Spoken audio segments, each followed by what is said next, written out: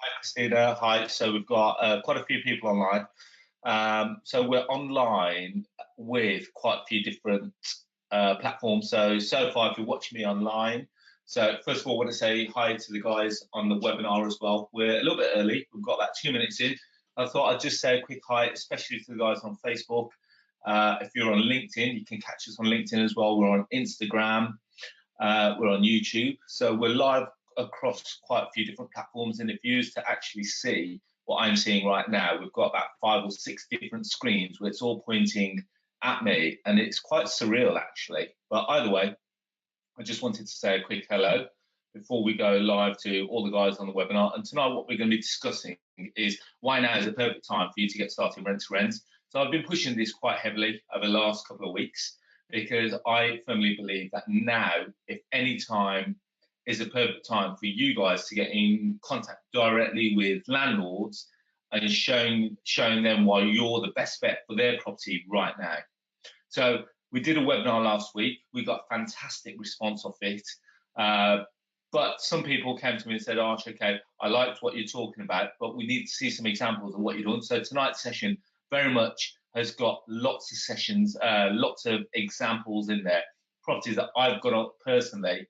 And what we've actually focused on is one street in particular, where I've got 6 properties, and I'm going to show you the 6 properties that we've got, how we've negotiated a deal with the landlord, how much rent we're paying, how much is currently generated, and what the kind of cash flow level is on those 6 properties alone. You've got to bear in mind that we've got a portfolio of circa around 45 rent-to-rent properties. So in that respect, I'm showing you a very small percentage of the amount of deals that we've got in that portfolio. So let's get moving on. So tonight is very much, I want you to give me a quick hi, let me know that you're watching, give me a quick wave and all that kind of jazz, especially if you're on Facebook, LinkedIn, YouTube and Instagram. So we're going to be online for approximately 60 to 90 minutes, no longer than 90 minutes. I want you to enjoy the rest of your Sunday. So let's get moving on. So first of all, I want to say thank you. Thank you so much for giving me some of your time this evening. I appreciate that. Time is one of the most precious commodities, and I guarantee that's going to be the best investment that you're going to make. So I'm going to give you an opportunity. This worked extremely well for us last week. So I'm going to give you an opportunity for one of you to win a prize, and that prize is going to be worth circa £1,500. So the prize is that if you're watching on the webinar, you'll see that all my social media posts, so you've got my Facebook, Instagram, YouTube and LinkedIn. If you're already, I want you to share this video as many times as you can so we can get the maximum reach for this video right now. So if you're watching it, share it and let other people know of the content that we're going to be sharing tonight. And what we'll do, I've got Christina watching this as well. I've also got my wife watching this as well. And we'll pick a person at the end of the session. We'll pick a person at the end of the session as to who's going to win that prize. So one person, sorry, Sam has said that it's not exactly very clear. I'm going to see if I can make it slightly clearer for you, Sam. Bear with me a second. So let's get moving on. Hopefully that's a little bit better for you. I'll try. Remember, if you're on LinkedIn and the social media, we're going to be online for around 15 minutes. And for you to get onto the full session, you've got to click the link, which is either in the actual title or the comments link below. So you're in the right place if you want to simply follow a system that brings you in more deals. You're in the right place if you've hit a brick wall and you want to start growing your rent-to-rent business. You're actually in the right place if you're looking for some fresh ideas to secure more deals. So if you like the thought of that, give me a quick hell yes, and let me know that you are definitely in the right place. Sorry, I've just lost, there we go. So I just lost my cursor, we're back. So fantastic. Okay, so interesting. So let's keep moving forward. So why should you listen to me? So who is Arsh Ellahi? I appreciate there's lots of people out there talking about rent to rent, but what we're going to actually be concentrating on tonight is a person who is an Amazon best-selling author of a book called Boom Bust and Back Again. And as the title suggests, it's never always an easy journey. I've been in property now, well, I've put on there 16 years, but in actual fact, it's 18 years full-time. I've been involved in property, you could say, the best part of 34 years, because I started in property, believe it or not, when I was 4 years old, which is a very young age to start. So it all started with my father, and he had a small portfolio, and over a period of time, we've grown that successfully and massively to a decent size, what I would consider a decent size portfolio. So I've been a franchisor of a letting agency. It's called Rent Me Now. So we've got a couple of branches across the country, and that's still continuing to grow. And in just over 2 years, we've built a rent-to-rent portfolio, which gives us a monthly cash flow of in excess of £30,000, and that is consistently growing. So that's a little bit about me and who we are and what we do. So remember, guys, if you're watching on social media, feel free to share the video. If you're watching with us on the webinar, feel free to add yourself to my social media, and let's get connected. So what is rent to rent? Now, I'm going to simplify it in very simple terms. If you don't know what rent to rent is, or I'll tell you what, if you don't know what rent to rent is, please feel free just to put in the comments box and say, you know what, Arsh, I'm not 100% sure what it is. I've heard lots of people mention it, so that I know roughly who we've got online and the kind of experience that we've got online. Do you know what rent to rent is or not?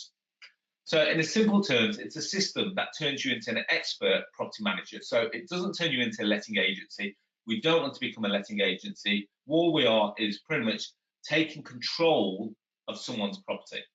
Taking control of someone's property. So having a quick look. So Mikel says not sure. Robert says kind of. Mark has very completely come in straight away and says, I'm a bit of a rookie. You know what? There's nothing wrong with that, because we've got to start somewhere.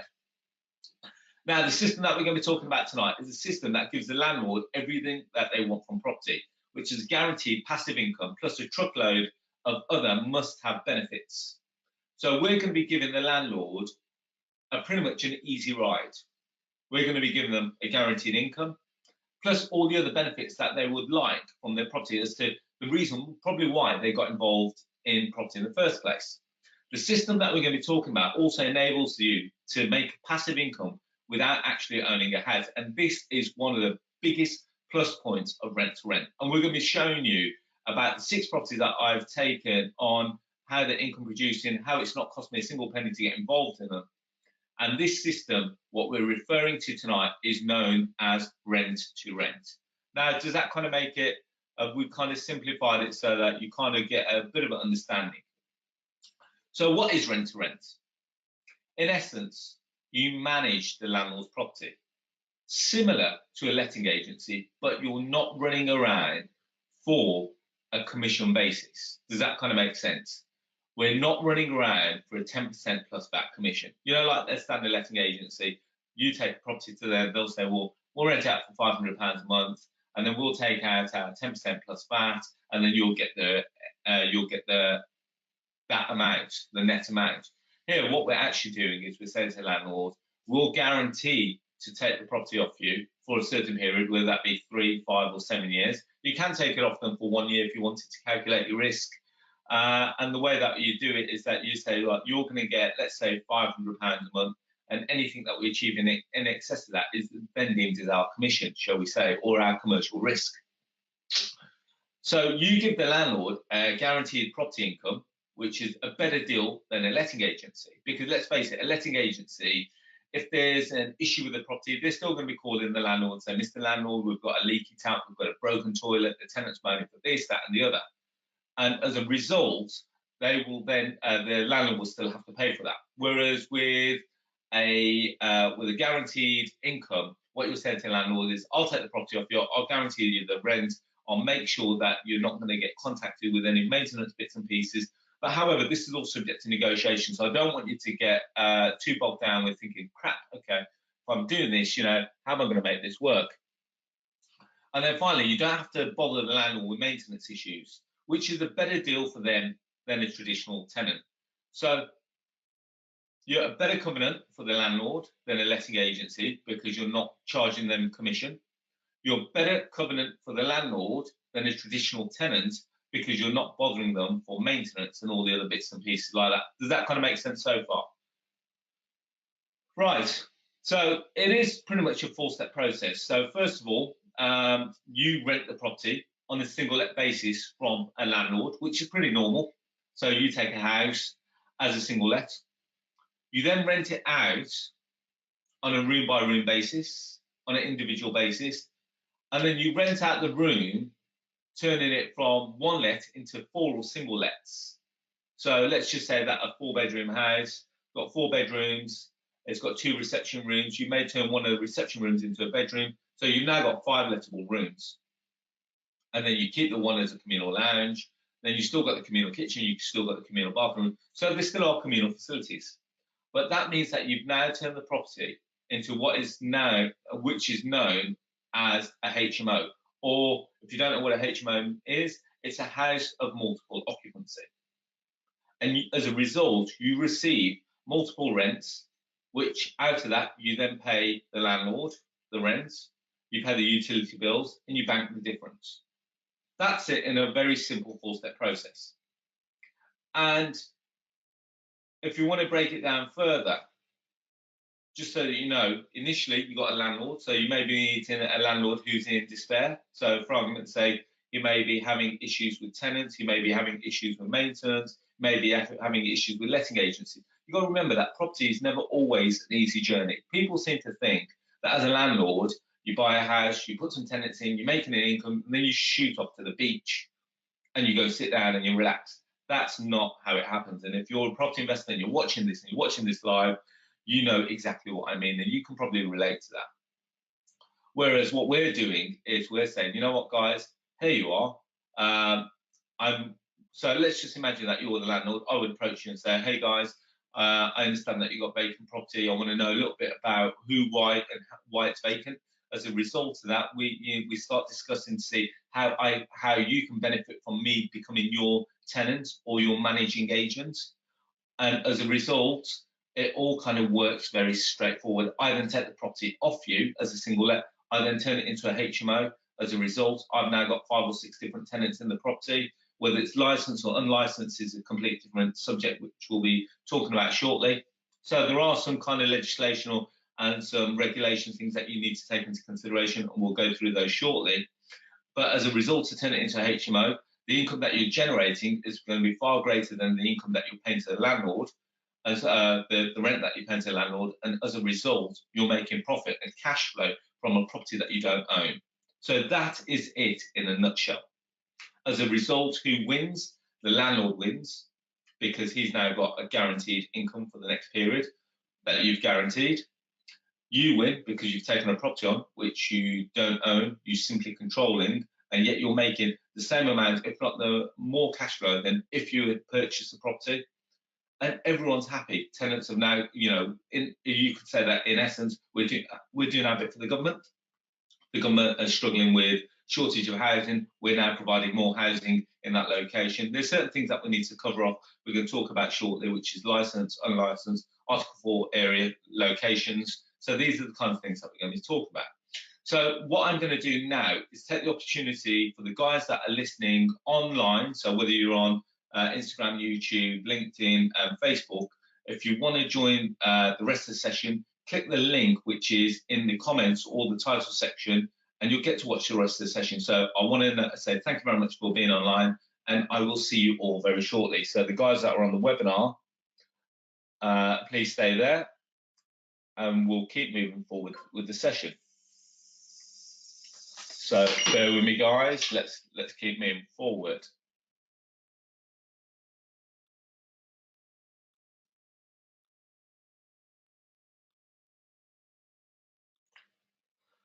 Right. Okay. Fantastic. So we're now live only with the guys on the webinar. Thank you for staying with me. So, in a nutshell, do you kind of get the basics of what we've been discussing on rent to rent?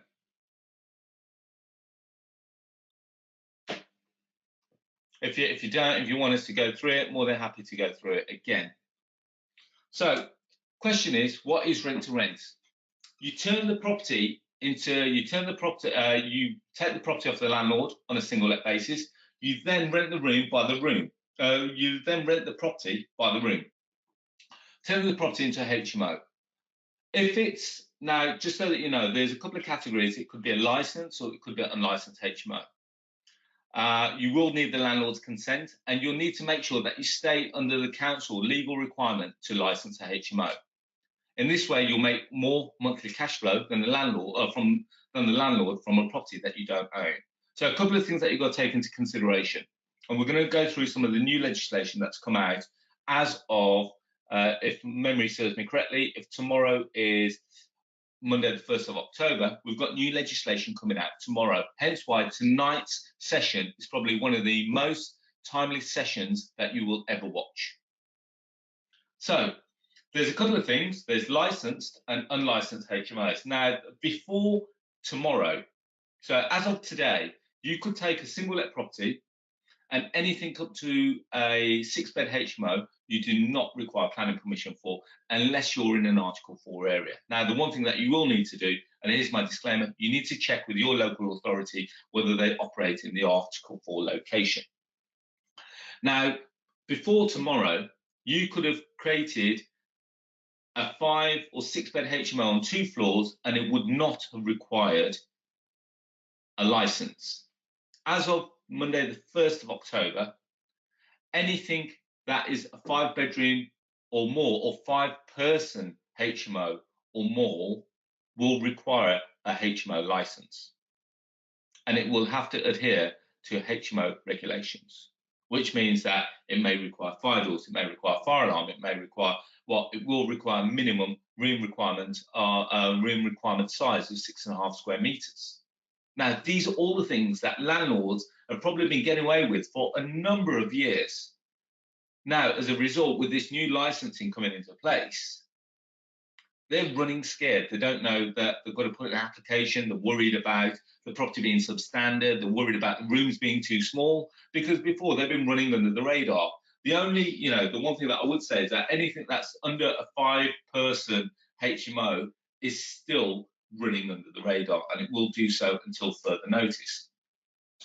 Now, why is this an important time for rent to rent? Now, first of all, the one thing that you've got to say, now, I'm going to make something very clear here, is that it's all very great me sitting here and saying that owning a massive property portfolio is fantastic. And it is good in a way, because you've got to think that on a long-term scale, it's going to serve my children very well. However, one thing that I'm very aware of is the fact that at some point, all these mortgages and all this debt that we take on as property investors has to be paid back. Because in order for us to exit a property, or a property that we own, and when we say we own, we've either bought with cash or we've got a mortgage, we've put a deposit, we've gone off and done the mortgage application, got the surveyor, At some point, in order for us to realise that gain, or in order for us to exit that property, we have to sell that property. Which means that during that whole process, we have to make sure that it's generating income in order for us to pay the mortgage, in order for us to pay for letting agents, maintenance, blah, blah, blah. Which means that it can still be a stressful transaction. Now, the one thing that I like about rent to rent is that there is no mortgage. The second most important thing that I like about rent to rent is that you dictate the terms, which means that when you purchase a property, the person that dictates the terms is the mortgage company. Now, you can't turn around to the mortgage company and say, "Hi, Mr. Mortgage Company, I want to purchase this property, but I want you to give me a mortgage-free period of 3 months." They're going to say, let's just use a person, "Hi, Sapphire, thank you very much for asking us, but why don't you politely get lost? And we'll go and deal with someone that wants to adhere to our terms." Now, the beautiful thing with rent to rent is that when you're dealing with a landlord, you can negotiate as many terms as you want. So you could ask for a rent-free period. You could say that you don't want to pay a deposit. You could say that they may be responsible for some maintenance, and you may be responsible for other things. So the beautiful thing with rent to rent, it is all subject down to negotiation. And the better you are at negotiating, the more terms that you will get in your favour. Does that kind of make sense? I've taken on properties where I've had a 12-month rent-free period because the property required substantial investment. I've taken on properties where I've not paid a deposit. I've taken on properties where the landlord has paid the maintenance. I've taken on properties where we've done a profit share with the landlord. So there's every deal is taken on an individual negotiation basis. Now, why now? Again, the Chancellor is consistently changing their minds. Now, with Brexit, no one knows what's going to happen. Are we going to have a deal? Are we not going to have a deal? Where are we going to go? What's going to happen with interest rates? What's going to happen to the economy? No one knows. Now, the beautiful thing with rent to rent, that because you don't own the property, as a result, you could put in break clauses so that if it's not working for you, you could simply hand it back to the owner. Whereas with a mortgage company, if you wanted to get out of that property, if it's not working for you, you have to sell that property. How long does it take to sell a property? Do you know? With the best will in the world, it could sell within the day. Worst case scenario, you could still be sat here 12 to 24 months later, still trying to sell a property. And within that period, are you going to keep it occupied? Are you going to keep it vacant? If it's vacant, are you still going to have to pay the mortgage? You're still going to have to pay the council tax. There's lots of things that you have to take into consideration. The other thing that's going to create uncertainty over the next few years, shall I say, is the fact that we're still on a very low interest rate. At some point, this has to increase. Now, the beautiful thing with rent to rent is that you can fix your rent for the whole period during that. So I've got properties that I've taken on a 7-year basis where the rent is fixed and capped for that whole period. So Daniel's come in straight away with a question. I'll try and answer questions as we go along. Is rent to rent individual contracts with the landlord? Yes, it is. And then here's the one that has been pretty much what I would say. There's two final nails in the coffin. Now, the first final nail is Section 24. So if you don't know about Section 24, I'd probably get you to start reading up on it. So this is what has been considered as like Section 24 of the Finance Act 2015. It's been coming in for a long time. Now, previously, and I've done a bit of an illustration on the screen here. Previously, if we look at the third column down where it says mortgage costs, prior to 2015, 2016, the mortgage costs could have been redeemed as a capital allowance. So that meant that we could use that as a capital expenditure in our accounts. Now, going forward from 2020 to 2021, that is not going to be allowed to happen, which means that your mortgage costs, which means that you're going to be shown to be generating more income, which is then going to push you into a higher tax bracket very early on. And the whole reason for it is to get people to be pushed into a higher tax bracket. As a result, you pay more tax. As a result, it works very well for the government. As a result, they want more landlords to start selling up, giving more housing stock for first-time buyers. But the one thing that the government haven't taken into consideration is the cost of rising, the cost of living is increasing. However, the cost of the wages and the inflation has not increased. So therefore, how are these people going to be able to survive or rent or save a sufficient deposit to purchase the property? So we'll keep moving on. So Abid, I appreciate you've got a question that's just come in. We'll answer it during the course of the day, during the course of the session. So the final nail in the coffin is Monday, the 1st of October 2018, and it's a significant date. Now, if you're on social media, if you're in some of the HMO groups, you're in some of the other property groups, you'll see landlords and property investors scouring around. Probably tonight is the part where they're going to be in there. Now, I know a guy called the HMO Daddy. He's been scouring around for the last month, filling in HMO application forms, because anything that's now up to a 5-bed HMO, sorry, a 5-bed HMO, so anything under a 5-person HMO now requires a license. Before, you could have had a 20-bed HMO on 2 floors and it would not have required a license, because it would have had to meet the criteria of 5 or more people on 3 or more floors, and it would have had to have ticked both of those boxes of criteria. Now, the criteria is if it's got 5 or more people in, regardless whether it's 1, 2, 3, 4, 5 or 20 floors, it will require a license, which means that you've then got to submit an application to the council. You've got to pay a fee, you've got to attach all your certificates, you've got to ensure that the property is fit for its purpose, you've got to make sure that the rooms are of a sufficient size, and they've got to come out and inspect it. And it really has scared landlords left, right and centre.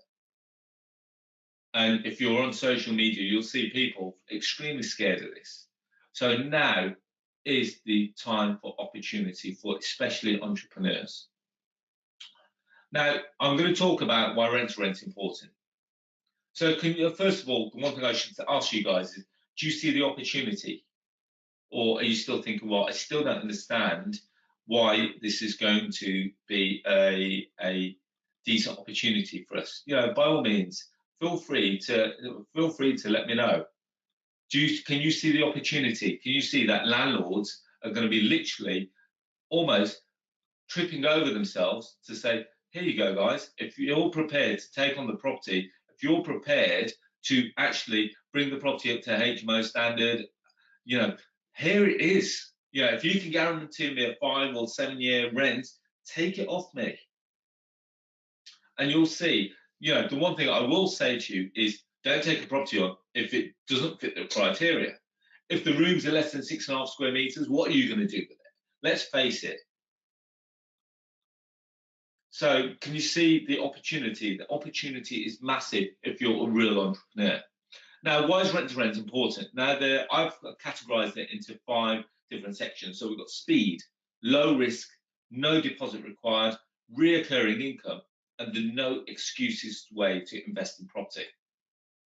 So let's go through it. So speed, straight away. There's no waiting on solicitors. There's no surveyors. There's no lawyers or their lawyers.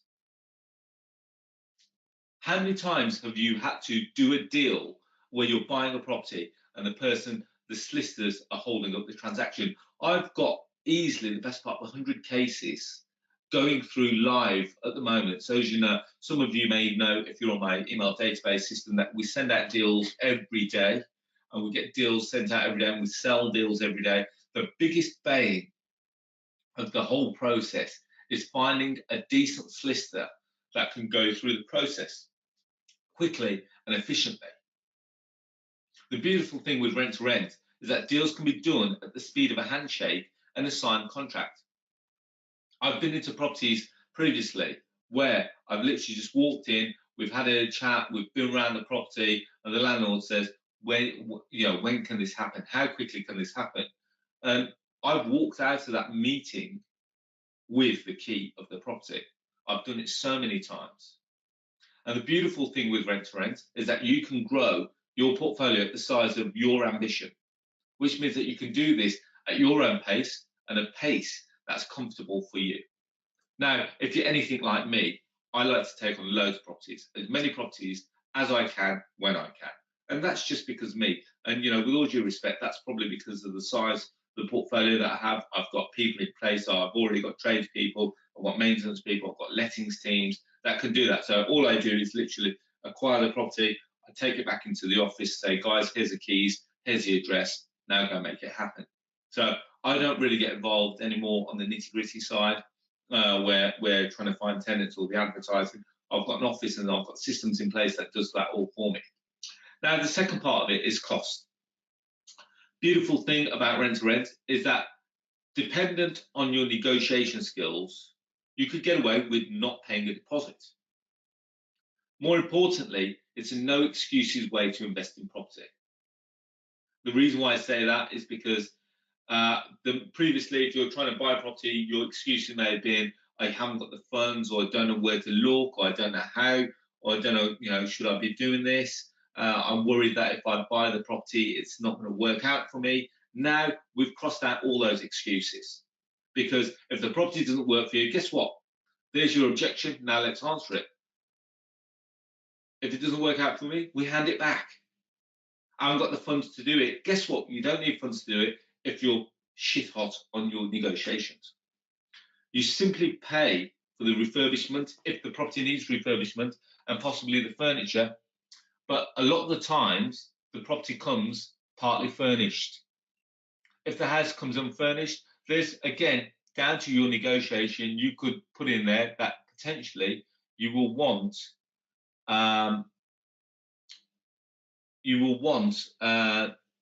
the landlord to pay for part of the furniture. They may say to you, sorry, I'm going to just use an example. They may say, Vanessa, get lost. You take the property as it is. And, sometimes that may be the response. Okay, so let's keep moving on. Vanessa's asked a question, and I'll come back to it shortly. So when we talk about low risk, this is the part I love. Because you don't own the property, house prices don't affect you. Because you don't own the property and you've got no mortgage on the property, interest rates don't affect you. Because you don't own the property and you have no intention of owning the property, it's easy to analyse the right property by researching the tenant demand. And can you just give you a bit of a heads up here? Finding the tenant demand is very simple. You speak to letting agents operating in that location. Now, where do you find letting agents in that location? You go to Spare Room, you go to Country, you go to Rightmove, you find out which agents are operating in that location. Say, guys, I'm about to take a property on. What's your experience in this property? Have you let something? Have you done something? Have you found that it works really well? Have you got a list of tenants waiting? And the success only requires your focus and determination. Now, one thing I will say to you is that don't expect to just take a property on and say, guys, okay, hand it over. Whilst you're starting, it's going to require your focus and your determination. If you want someone to do it all for you, it's like starting any business. When you start a business, it requires your time. It requires you to understand the systems and the processes so that you can get it all set up correctly before you hand it over to someone else. So that's one thing I will say to you. Okay, so here's a question. Here's a great question, and I hear this all the time. So, Philip, thank you so much for bringing this in. I was waiting for this question. So, if a property meets a HMO required criteria, then the landlord will keep for themselves, surely. And if it's not, say that the room is less than 6.5 square meters, then we can't make it a HMO. If it's a viable house under HMO, then the landlord will keep it. I understand we can turn single lets into HMOs if suitable. Now, Phil, that's a fantastic question.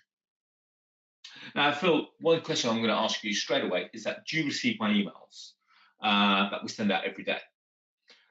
Okay, so Phil says yes. Now, how many emails? So just give you an example. This week, I think it was on Thursday or maybe even Friday this week, we sent out a ready-made HMO in Luton. Now, that property is ready-made. It's got 5 doors. It's got fire alarm. It's pretty much fully furnished or partly furnished, if memory serves me correctly. Now, why would the landlord give that to me? Think about this. Why would the landlord give that to me? He could do it himself. He could generate the larger rents. What makes me so special? Now, the question is, so Philip says, actually, quite a few. I see quite a few deals that you send me. Yeah, okay. So the beautiful thing is when we meet the landlord. Now, one thing that you never understand. Now, like I'm speaking to you on this webinar now, I don't know what's going on in your personal lives on the other side of this screen. Some of you may have fantastic lives, fantastic families. For that, I applaud you. Others may be going through some financial difficulty. Others may have got properties in the background that are poorly performing. Others may have had issues with tenants. Others may have issues, life issues. Some people may be looking to emigrate. Some people may be going through marital difficulties. Don't automatically assume that everything is rosy. I can give you example after example after properties that I've taken off landlords where I took a 8-bedroom HMO, which was brand new and fully furnished off the landlord. And the landlord said, you know what, you came at such a perfect time because I've just finished the property. I haven't even tried marketing it yet. And it made me consider it. I think, well, why is he giving it to me? Admittedly, sometimes I ask a question. And he goes, I'm a mortgage broker.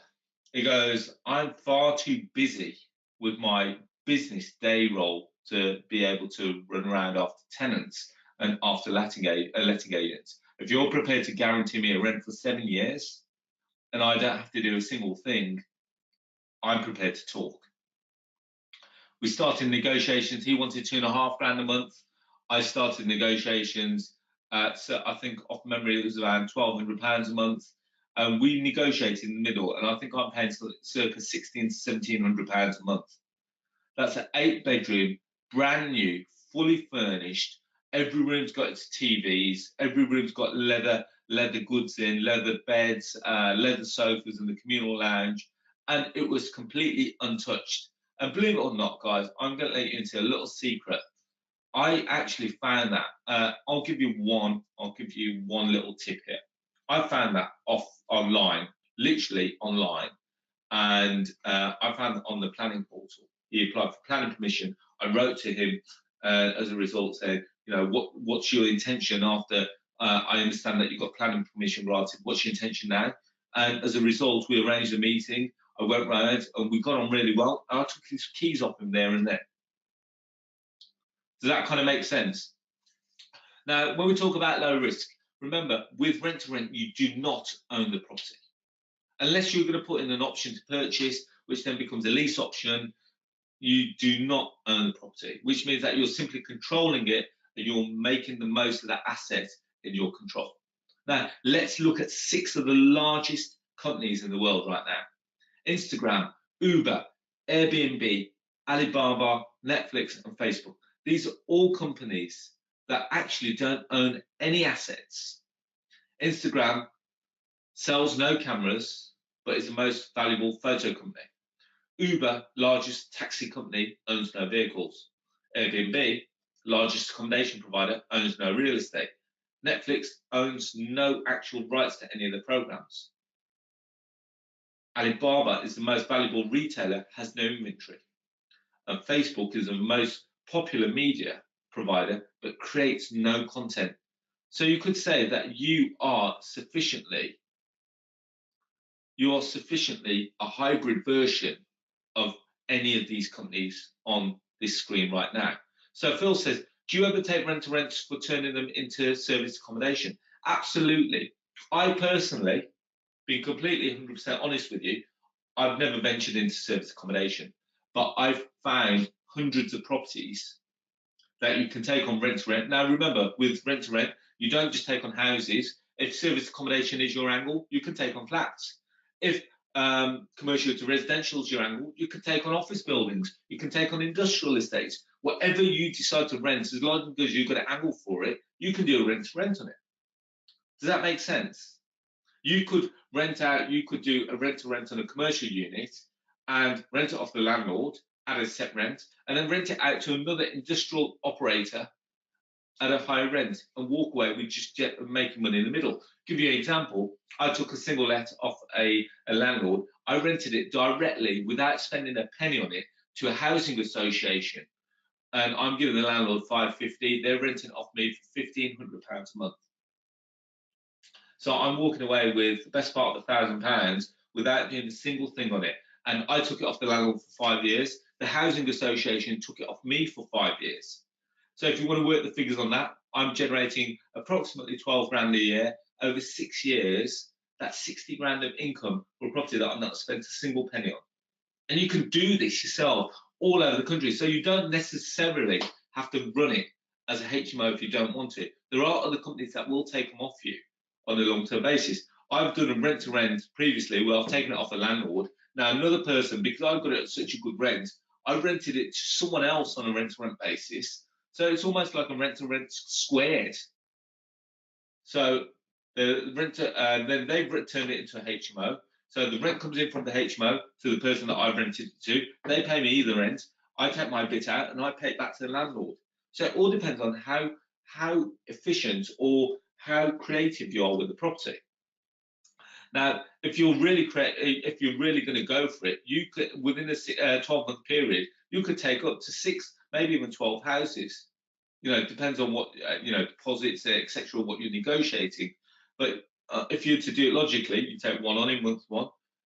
In month 3, you take on another. In month 5, you take on another. In month 7, you take on another.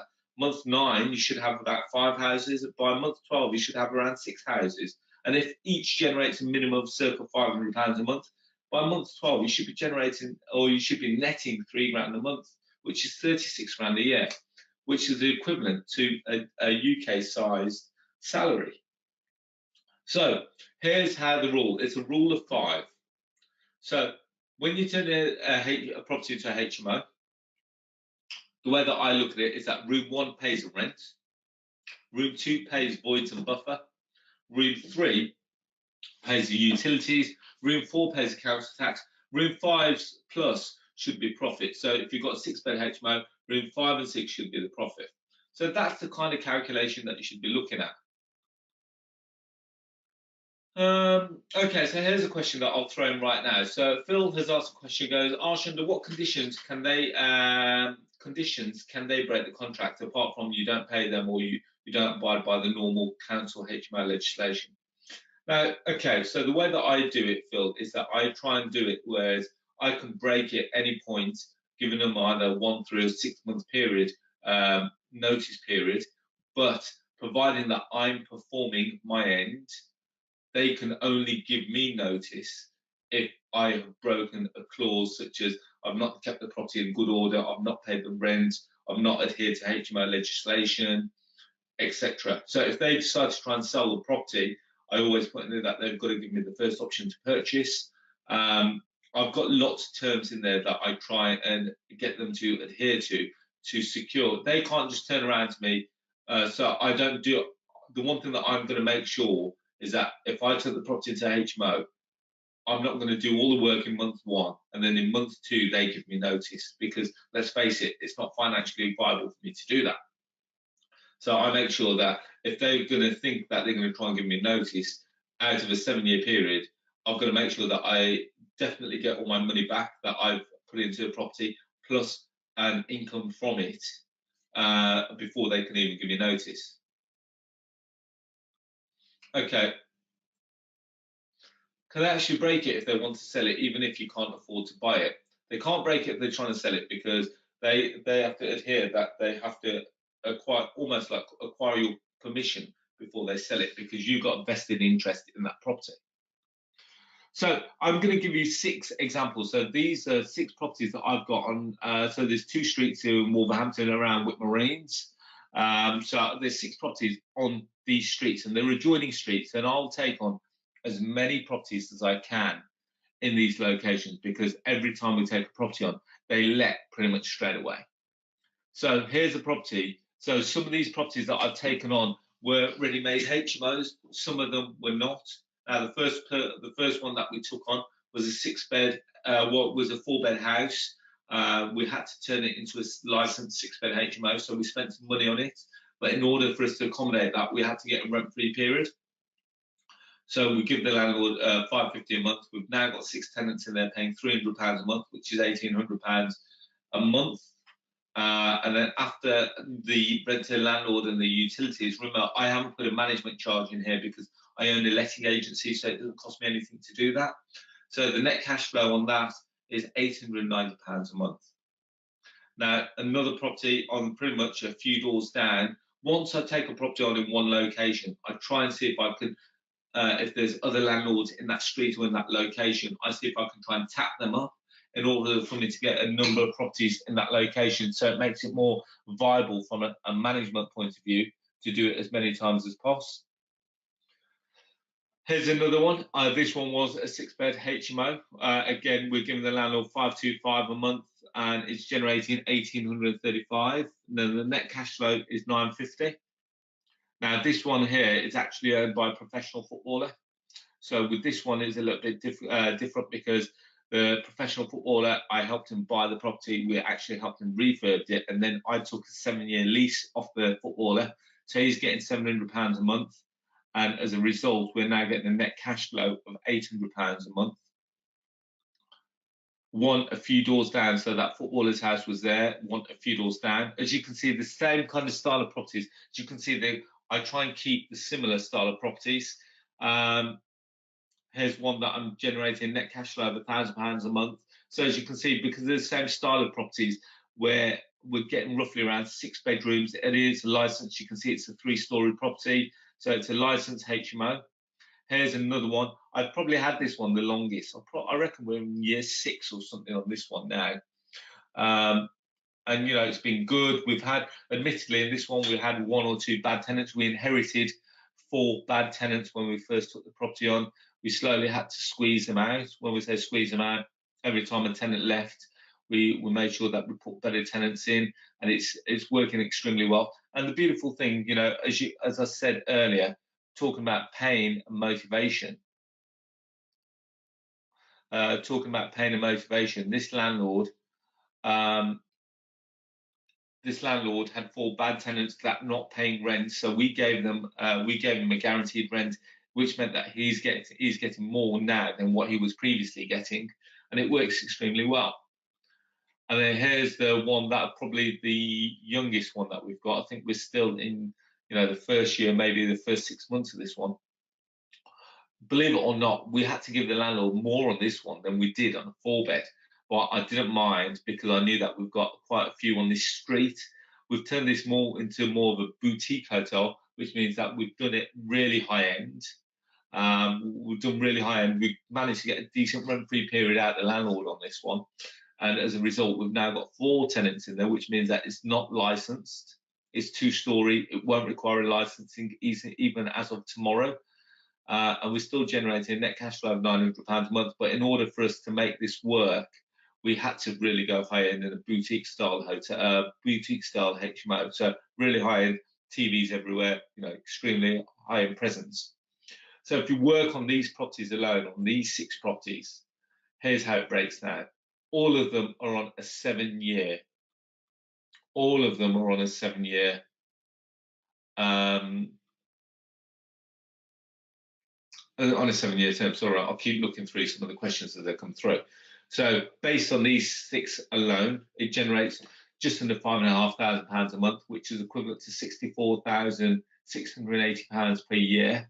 And if you were to tot it up over a 7-year period, that generates over £450,000 over a 7-year period. Now, I don't want you to take that last figure into consideration because, let's face it, you're not going to get £450,000 in your hands. That £450,000 is going to be accumulation over 7 years. Now, the way that I look at it is that £450,000 is going to help me either purchase more properties, or it's going to allow me to pay down debt on other properties. Now, the one thing that you've got to take away from this is that if I had actually gone out and purchased 6 properties based on a purchase price of approximately 200 grand in that location, 6 deposits of 25% deposits of 200 grand is 50 grand. So I would have needed 6 deposits, which would have meant that I would have required £300,000 in deposits alone. 6 lots of solicitors' fees for 6 unrelated transactions would have cost me around £1,000 each, which is 6,000. 6 mortgages. Now, bear in mind that if I put in a deposit of £150,000 on a 200,000 purchase, that's £150,000 mortgage. So 6 of those is going to be around 900,000 debt. Does that make sense? So 6 properties at 200 grand is 1.2 million. You put in a deposit of 300,000, 6 mortgages at 900 grand, which makes it 1.2 million. You've got to deal with 6 lots of mortgage companies, 6 lots of mortgage surveys, which I pretty much haven't put a figure on that, just put a pain in my backside, because then you've got to deal with 6 applications, 6 surveyors. You've got to make sure that they all come and value out properly. And then potentially 6 lots of refurbs at 10 grand each, which is 60 grand. So the total amount required if I were to buy this would be circa 366,000 plus the mortgage costs. Does that kind of make sense? Now, I don't know about any of the guys that are on the webinar, but has anyone got 366 grand that they want to go and spend on 6 HMOs? Or if I gave you the option of spending 366 grand to buy 6 HMOs, or if I gave you the option of taking control of 6 properties where you pay no deposits, where you had no intention to own any of the properties. So on the 6 properties that I showed you, no deposits were paid on any of the properties. I do not intend to own any of the properties, so I've got no intention of putting the option to purchase them. These properties will allow me to either purchase more properties from the cash flow that they generate, or pay down capital on my existing portfolio.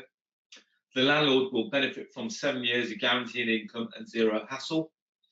And I continue to build a portfolio as quickly as I would like. So I can keep doing this, I can keep replicating it, because it's not capital intensive.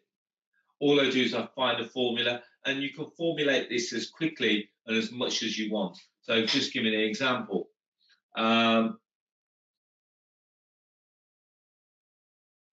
Good. So it can be formulated to the point of when you take a property on, Here's the paint that you use. Here's the carpet that you use. Here's the furniture that you buy. You buy the furniture from IKEA, aisle number, location number, so that you don't actually have to do it. You could just get a handyman and say, here's the property, here's what I want you to do, here's where you buy the paint from, here's the product code for it, here's where you go get the furniture from, here's the product code for it, bring it all to the house, make it all happen. So you don't physically have to do that. I know lots of people that do. Okay, so there's lots of questions that are coming through, so we'll go through these. I've planned approximately a 10-minute Q&A session at the end of this session, so we're going to go through this. So one thing I am going to talk about is that I am actually running a rent-to-rent masterclass. Now, the reason why I'm doing a rent-to-rent masterclass is because this is a perfect opportunity. If you've noticed that throughout the year, I get approximately around 10 requests a week, maybe more than that, saying, when's your next workshop? When's your next workshop? I run one earlier this year, and this is the only one that I'm running for the foreseeable future. The reason being is that I'm out there too busy acquiring properties to, in essence, talk about it, if that makes sense. So I'm a person that does it and then tells you about it. I'm one of the people, I'm not a person that's just been on a course and then going to try and regurgitate the stuff. I'm the person that's actually been doing it. I've been doing it for a number of years. So it's on the 20th and 21st of October. It's based in Birmingham. You can see all the details on this link here. So bit.ly/R2R success. Now, someone straight away has come in and says, can you copy the link? So I'm going to copy this link and I'm going to send it to pretty much send to all. I've just sent that link to everyone there if you want to copy that link. So here's what we're going to be covering over 2 days. Now stay with me, guys, because we've got a massive Q&A session. So it's going to be a 2-day course with me, showing me. So I'm going to be the person delivering it, showing you the fastest, cheapest, and most profitable way to set up your first rent-to-rent property. I'll be giving you a cost guide for furnishing and refurbishing your rent-to-rent portfolio. I'll be showing you loads of different ways to find landlords and how to also deal with agents as well. I'll be showing you how to elegantly persuade landlords to do business with you over anyone else or doing nothing. I'll be showing you how to find an endless supply of tenants so that you'll never have to worry about voids. I'll be showing you how to use the rent-to-rent profits calculator, which is an easy-to-use spreadsheet that instantly shows your profit from each property. Now, just so that you know, when I speak to a landlord, here we go, I'll give you a bit of a heads up. I've got what I call if I can find it, a rent-to-rent calculator, or what I call it the cash flow calculator. A lot of people call it the yes machine, or, depending on what you want to call it. So I can put in the figures pretty much on a rent-to-rent basis here. And this will pretty much tell me straight away, is it a yes or no? Does it work or does it not work? So there's lots of things that we put in. So we put in the rents that we could potentially achieve, what the costs are, and what it will work as. So as part of coming on the workshop, that's what you'll also get. So pretty much when you're speaking to a landlord, and you can use this, I always say to everyone, that, especially my mentees, I say, use the spreadsheet. When you go to meet a landlord, say, guys, okay, I appreciate that this is what you're after for rent, but here's how I'm looking at it. From this point of view, this is how I'm looking at it. If I was to give you this, I can only charge this, and as a result, this is what I'm going to be making. Now, one thing, there's nothing wrong with showing the landlord what you're making. The reason why I say that, very simply, you want to make sure that the landlord understands that what they're offering is unsustainable. Now, if the landlord wants £1,000 a month and you're only ever going to generate £1,300 a month, and you haven't taken into consideration any of the other costings, the landlord will very easily see from your calculator that this guy's going to take the property on in month 1. By month 3, he'll be handing it me back because it's not working. So by using the calculator, we've effortlessly been able to negotiate a better rent. Now, you're going to get a recording of the entire course. All the courses that I always do are always recorded. And as a result, I'll also, for anyone that purchases the workshop, if you want to get started pretty much from tomorrow, I can actually give you the recording from the previous workshop so that you can start and get yourself a head start. You get all the presentation slides and all the pack. You get the contracts. Now, this is a beautiful thing. You get the contracts, which is the AST contracts, which you give to your tenants.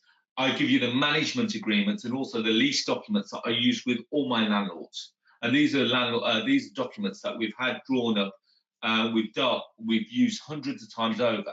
They've been through multiple solicitors. Solicitors don't have an issue with them. I'll give you the guarantor documents. I'll show you the tenant moving in form, and also the how to finish your property guide. I'll even show you the spreadsheet or the mind maps as to what we do, how we move them forward.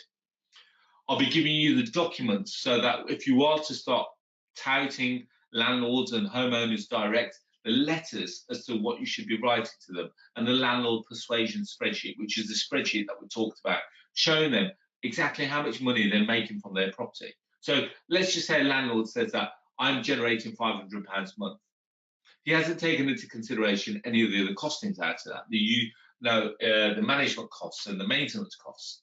So as a result, there's nothing stopping you from going to them. So you say you're generating £500 a month, but after you've taken out the management, after you've taken out some maintenance, potentially some voids for the year, in actual fact, you're only generating this. Did you ever consider that? And that's your persuasion tool for you to get a better rent. You'll get your hands on our proven checklists.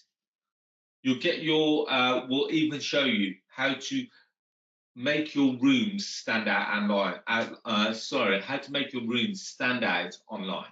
So I'll be showing you what to do, how to create dummy ads, so to make sure that you're taking the property on in the right location with the sufficient demand. I'll also be showing you what you should be doing in your adverts so that tenants will be calling you first. And we've only got, I think, off last count, we've run this promotion last week. We've got 10 seats left. So to book your seat on the 20th and 21st of October, you can get it for £997. And all you're going to do is click the link below. And here's these are last slides. So here's some of the things that we're going to be covering on the day. How to identify and how to dominate your gold mine area. How to get in front of a large amount of landlords. How to create a high-end finish for a low-cost budget.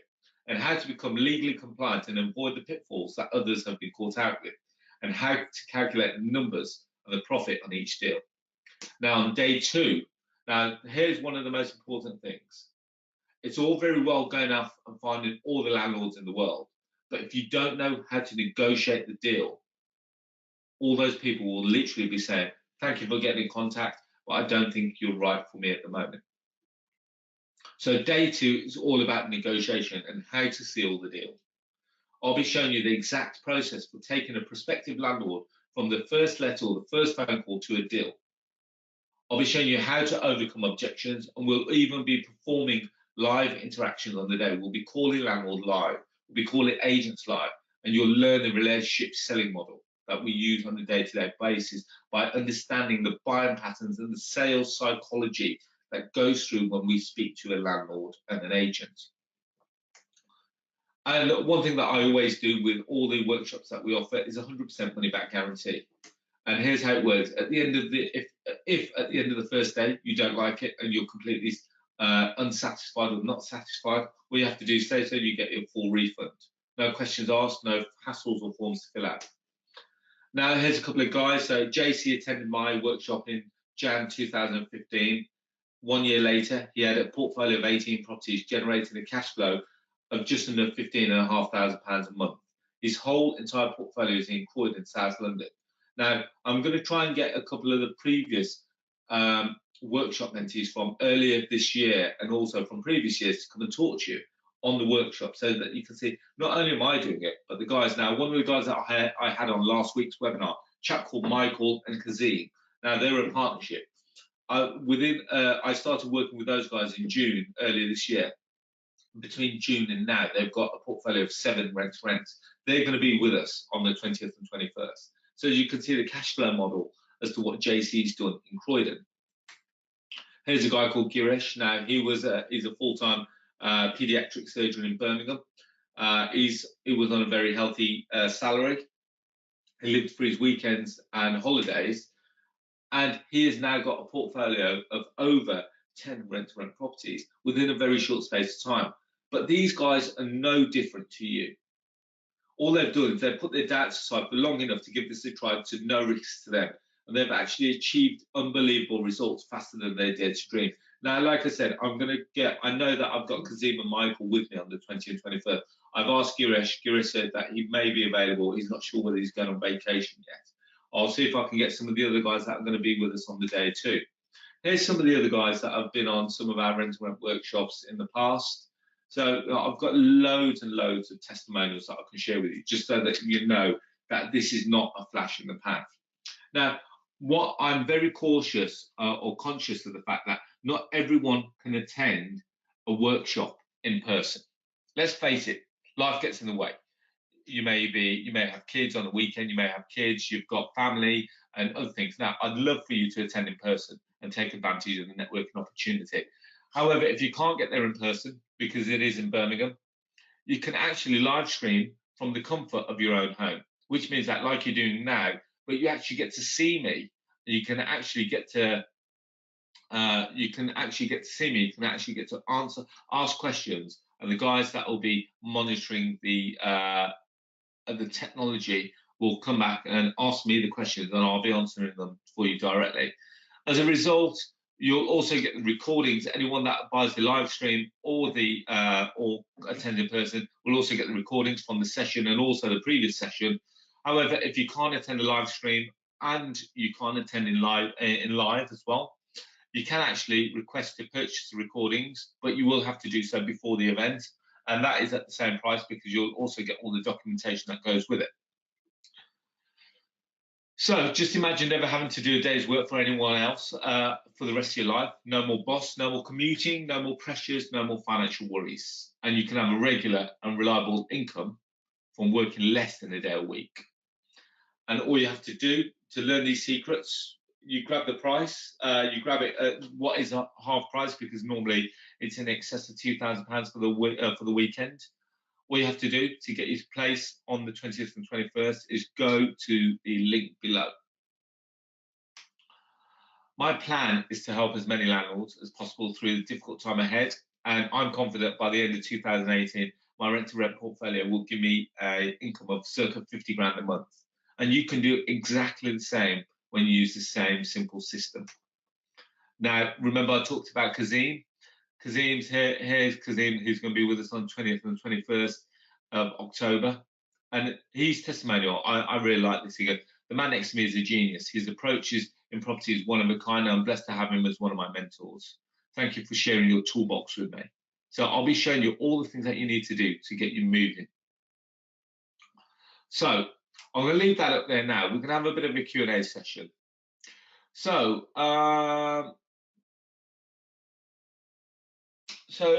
Anurag has asked, do we need to have done this course to benefit from the deals you provide? No, just so that you know, Anurag, if you're not already on my database as a result of coming on this session, you would have provided consent for us to send you the deals. So you'll see the deals that we send out pretty much every day. Now, if we're sending deals out, that means that we're sourcing them, which means that you'll have to pay a sourcing fee for that process or for that procedure, which means that you only pay once you're taking a deal on. Now, one thing that I would say is that if you're confident, if you want to do rent to rent, why would you pay me a sourcing fee when you can go out and source them for yourself by learning how to do it for a fraction of the cost? Okay, so Neil has asked, what happens if the owner stops paying his or her mortgage? Are there implications to you?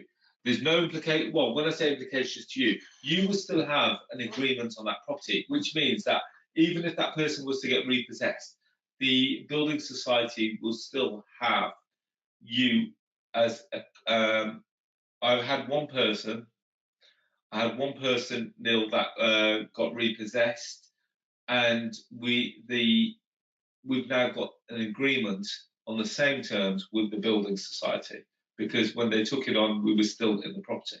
Does that make sense? So Anurag says, yeah, okay, live for full-time job. Now, Anurag, remember what I said to you, there are different options out there for you. You can purchase the recording and you can also live stream. So again, don't use that as an excuse. Okay, so Enrico says, Arsh, how do you find these landlords? I'm using a couple of portals, sending text to property advertisers, but I've had no luck. Now, Enrico, one thing that you will say, he goes, local agents don't seem to understand the strategy. Now, Enrico, one thing I will say to you is that you're probably looking in all the right places, but you're not saying the right things. You've got to remember there's certain trigger points that landlords will be comfortable with, and you've got to understand what you're saying and what you're offering. What is your unique selling point? What makes you different to a tenant?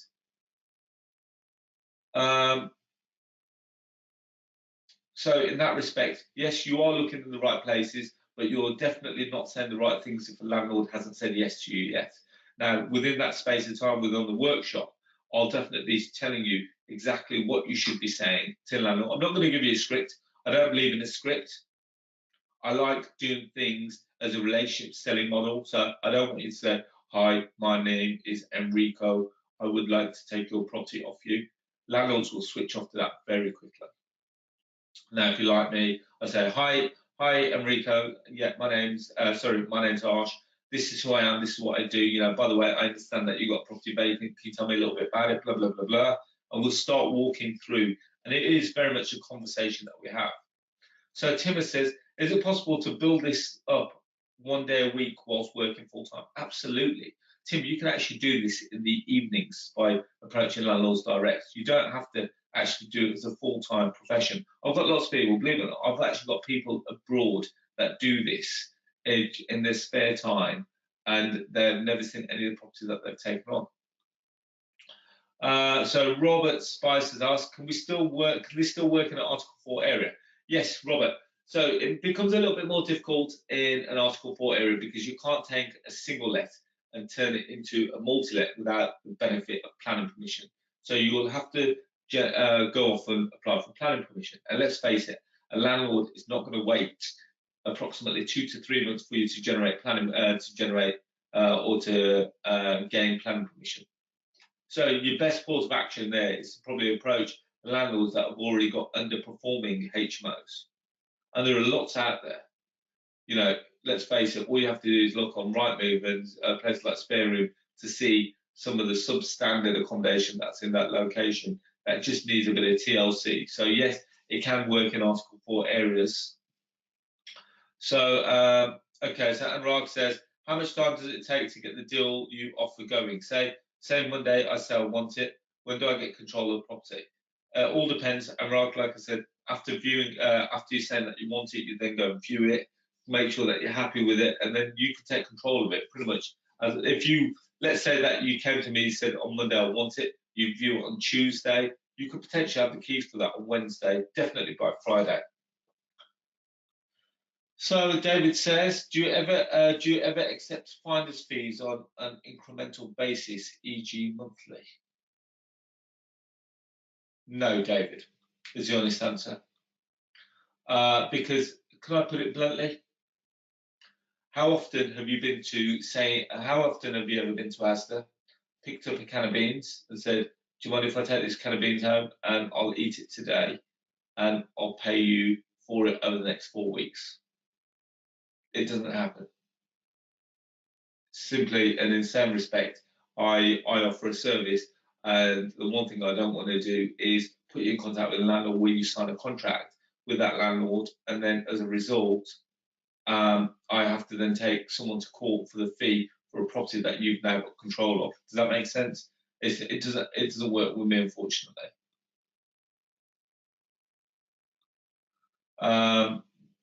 Yeah, so David, just so you know, what you do with Argos is that you've got a credit agreement. Whereas I wouldn't set up a credit agreement. First of all, because in order for me to give you credit, I would then have to be FCA regulated as almost like a money lender. Does that kind of make sense? Okay.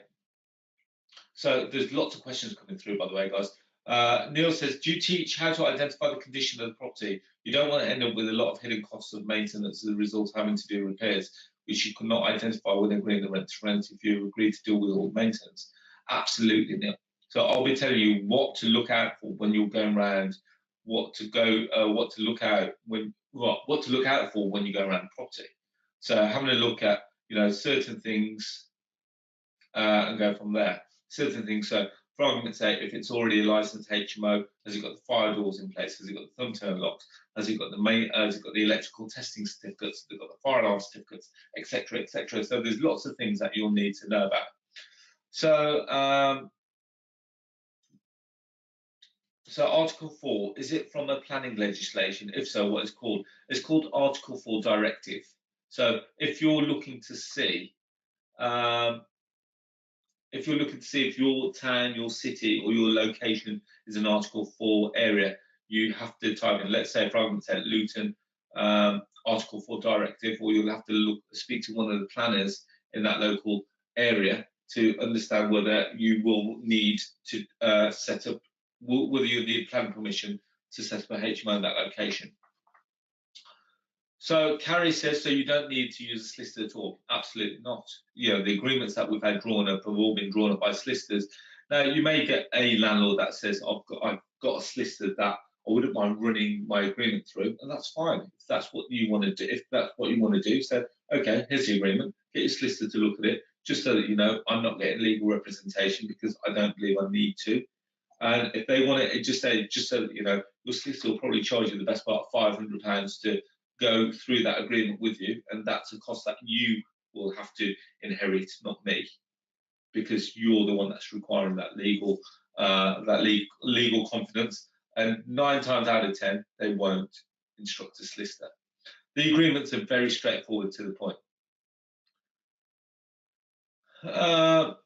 Okay, so Yugal says, what happens if you cannot fill the property with tenants? Now, one thing that you will do, Yugal, is that if you're quick off the mark, pretty much you could pull together some dummy adverts. So, for example, you could put some dummy adverts out and start generating leads for landlords. Now, there's nothing stopping you from doing that tonight. You could create a dummy advert and you could start to generate a list of tenants who are looking for properties in certain locations. So as soon as you've got a property, you call up the tenant and say, guys, are you still looking? So if that's the case, I've got a property that may be of interest. So Vanessa asked a question. She goes, it's a bit extreme, but what happens if there's an accident in the property? Who's responsible? I imagine this is worked into the contract and insurance. Now, one thing I always say is that the landlord still insures the property. There's only, out of the 45 that I've got, I've only got one where I have to insure it, just purely because the landlord said that he couldn't find a sufficient cover for what we're after. All we need really is HMO insurance. And we also ask to see a copy of the policy just to make sure that it's covered by HMO insurance. So we always get the landlord to insure the property. So they insure the bricks and mortar of it, and we don't insure any of the contents. The tenants will have to insure their own contents. If you want to insure the contents, if you supply washing machine and stuff, that's stuff that you can do, yeah. So let's have a quick look. What else have we got? Is it the same cost to stream the course remotely? It is, unfortunately, Lynn. So the cost of the course is £997, whether you attend in person, whether you live stream it, or whether you just simply purchase the recordings. So just so you know, guys, we are becoming limited on spaces. So if you like the thought of it and you want to get yourself onto it, please do so.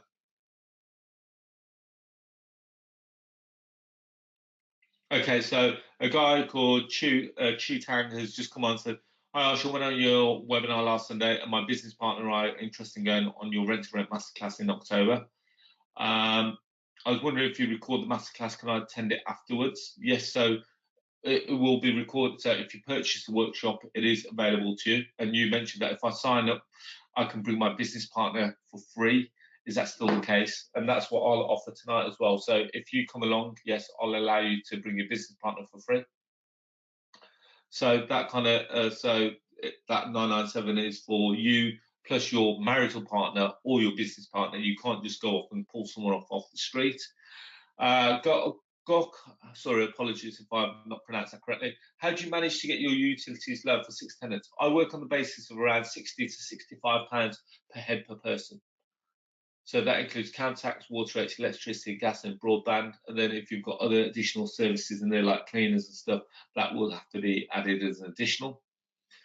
So, okay.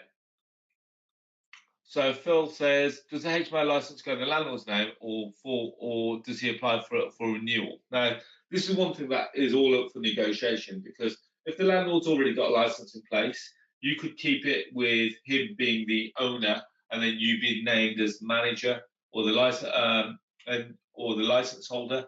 It is all up to depending on what you and the landlord decides to do. If you go off and get a new application, if you could, sorry, Vanessa says if you wouldn't mind going over my question. Vanessa, if you can send that question again, I'll go through it if that's okay. So if you want to go off and make sure that the license is definitely in your name, you'll have to obviously pay for that. If you don't, you can get the landlord just to amend it with some of the details with him being the owner. Does that make sense?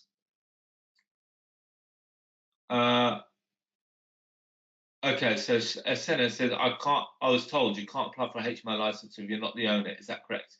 Absolutely rubbish, Senna. How do you reckon I've got HMO licenses in my name for properties that I don't own? This, one thing that I will go through on the workshop is I'll be showing you how to fill out the application form. So there on the application form, you've got the owner. So there's a couple of people that can apply. The owner, you've got the license holder, and you've got the manager. So you'll have to put the owner's details, and then you'll have to put what you're interested in the property. So in that respect, you could either be the license holder or the manager. So Phil says, but who pays the license fees? How do you pay for how many do you pay for instance? Just so that you know, on all mine, I've agreed it where I pay the license fee, but I've worked that into my figures. But the easier I make it for the landlord, the greater the chances of me getting the property are much higher. So, okay, so Tanashi asks, how's the rent guaranteed? So, okay, so how's the rent guaranteed? So you've got to make sure that you're going to be in a position where you can fulfil that requirement. So whether you've got to make sure that you're going to be able to fill that property, or whether if you've got other income that you're going to be able to make sure that you fill the requirement. So just give me an example. One property that we're currently doing in the High Wycombe, the landlord the current person that's looking to take it on, they don't have other properties in the background, but what the landlord has asked them to do is get some form of insurance. So there is rent-to-rent insurance in essence, where the landlord, where you will have to take out for the landlord's benefit, so that if you miss a payment, the insurance policy will kick in. There's lots of bits and pieces that need to be taken into consideration. So I wouldn't panic about it too much, but you'll only take a property on. You'll only take a property on if you can afford to, and you're going to be confident that you're going to be able to let it. Okay, so Vanessa says, it was just if the landlord hasn't got a license yet due to the changes tomorrow, would you request they apply with you as a manager? You're covering this. Okay, yeah, I was covering that now, so that's covered. Licenses are free in some areas. Has legislation changed recently? Majority, I would say, high 99%. Most places charge for licenses. So I think there were a couple of areas where licenses were free. I can imagine from tomorrow that's also changing as well. So okay, so Daryl's asked a question which is quite a common question. I know landlords have buy-to-let mortgages but not HMO permission. How do you avoid the landlord breaching their mortgage terms? Now, one thing that we do, Daryl, is that we always put in our agreements to confirm that the landlord has sufficient insurance and also the sufficient mortgage product for that property to be used as a HMO. We can go off and ask for them to get consent. So there's lots of things that we ask the landlord to do. But in the same respect, one thing that we do is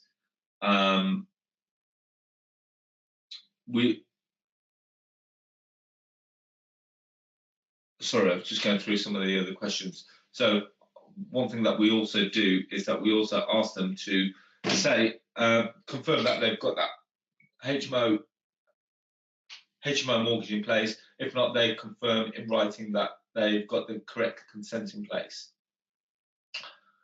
So Neil said, is a recording of this webinar? There will be recording this webinar, and it will be sent to all the people who are registered on the webinar during the week. Okay, when you apply for a license, you can start renting, but what if it gets cancelled? It's very rare Google, that a property license will get cancelled unless the property is not adequate or is inadequate in condition. So providing that the property, let's say it's a 6-bed HMO, it's got to make sure that you've got sufficient bathroom space, sufficient kitchen space, sufficient communal space, got to have the fire alarms, fire doors, emergency lighting. The room size has got to be sufficient size. So providing that you've ticked all the boxes, and remember on the HMO application form, it gives you a tick box, so it tells you exactly what to look out for as well. So providing that you've done the research before you take on the property on, there's no reason why it should fail. Failing that, one thing that you could do before you take on a property, you could get the HMO officer out on the property so that they can give you a rough indication what work needs to be done so that you can factor that into your costings before you do it. Okay, so Daya says, how many rooms did you do in your first year, Arsh? I took on 23 properties in my first year. And I challenged myself. And it's very easily doable. And I targeted simply a lot of properties that were a lot of properties which were already HMOs.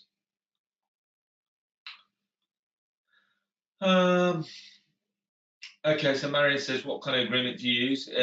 We use a management agreement. We've also got a common law agreement. We've also got a lease agreement. It all depends on the landlord and the property and what kind of mortgage they've got on their property. So, we work on a different kind of, we work in accordance with the landlord, if that makes sense. So I kind of think that can you get rent to work on a standard buy-to-let? Absolutely, Carrie. Absolutely. For argument's sake, I've got a single let. So one of the first ones that I took on, which isn't always the best deal, I took on a 2-bed mid-terrace house, and originally I was going to run it as a 3-bed HMO, and it wouldn't work financially as a 3-bed HMO. But what we did is that we run it as a single let. So I'm paying the landlord £275 a month. I've got it rented out at £550, I believe, as a single let, just to a family, running it as a 3-bed house.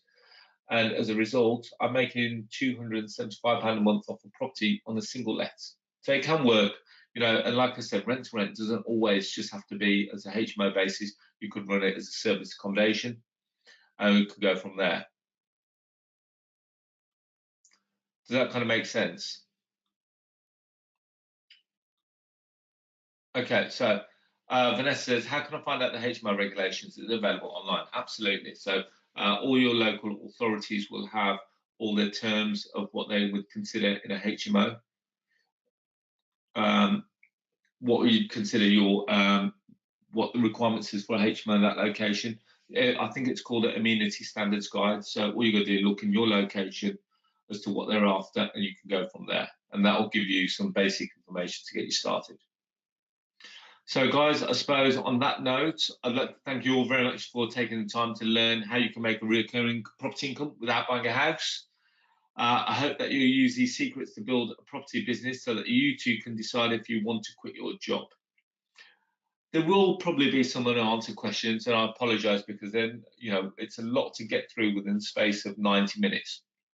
If you've got questions that are unanswered, feel free to give me a call. So you've got my mobile number there, or you've got my email address there. So it's arsh@arshellahi.com, or if you want to give me a call.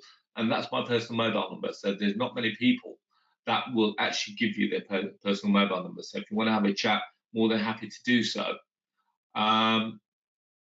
So Hugo says, do you still do the whole year course? So yes, that's called the Elite Property Tribe, and that's kicking off in February. And that's the reason probably why I don't do these one-day courses very often. So in that respect, Hugo, yeah, it is called the Elite Property Tribe. If you want to know more about that, you go to elitepropertytribe.co.uk. So guys, on that note, I wish you all a very lovely rest of the evening.